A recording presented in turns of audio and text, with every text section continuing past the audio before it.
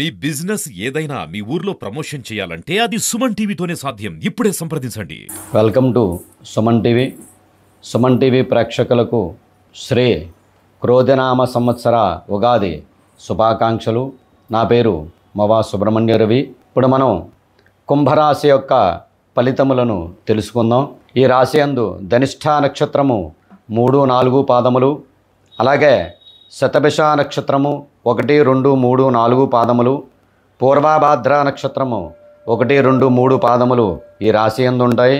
ఆదాయం 14, వ్యయం 14, రాజపూజ్యం 6, అవమానం 1గా ఈ రాశి వారికి ఉండడం జరుగుతుంది. ఈ రాశి యందు గురు, శని, రాహుకేతు యొక్క ప్రభావం వలన ఈ రాశి వారికి ముందు వెడితే నుయ్య, వెనక వెళ్తే గొయ్య అన్న రీతిగా వీరు ఏ కార్యక్రమాన్ని తలపెట్టినా ఆ పని అవ్వకపోవటము, మానసికమైనటువంటి భయం పెరగడము, ఏది చేయాలన్నా చేయలేనటువంటి నిస్సహాయ స్థితి ఎక్కువగా ఉండడము, చికాకులు, కుటుంబంలో కలహాలు, అలాగే మిత్రుల వల్ల, స్నేహితుల వల్ల, కుటుంబంలో ఉన్నటువంటి బంధువర్గం వల్ల విరోధాలు ఎక్కువగా ఉంటాయి. ఈ రాశివారికి ఏవి తలపెట్టినా కూడా పనులు అవ్వకపోవడం ఎక్కువ జరుగుతూ ఉంటుంది. కోర్టు వ్యవహారములు, అధికారి యొక్క ఒత్తిడిలు, మానసికమైనటువంటి రుగ్మత ఎక్కువగా తీసుకెళ్లేటువంటి పరిస్థితి ఈ రాశివారికి ఎక్కువ కలుగుతుంది.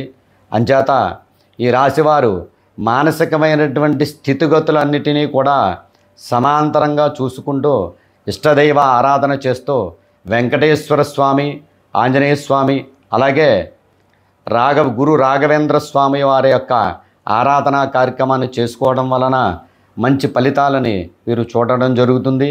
లేకపోతే కుటుంబంలో భార్యాభర్తల మధ్య మనస్తాపాన్ని పెరిగి ఇద్దరి యొక్క విడిపోయేటువంటి అవకాశం కూడా ఎక్కువగా కనబడుతోంది. కుంభరాశి వారికి మానసిక స్థితిని బాగా దెబ్బతీసేటువంటి శని ఉధృతంగా ఉండడం వలన వ్యవహారాలని ఇబ్బందిని ఎక్కువగా కలిగించేటువంటి ఫలితంగా చెప్పబడుతోంది.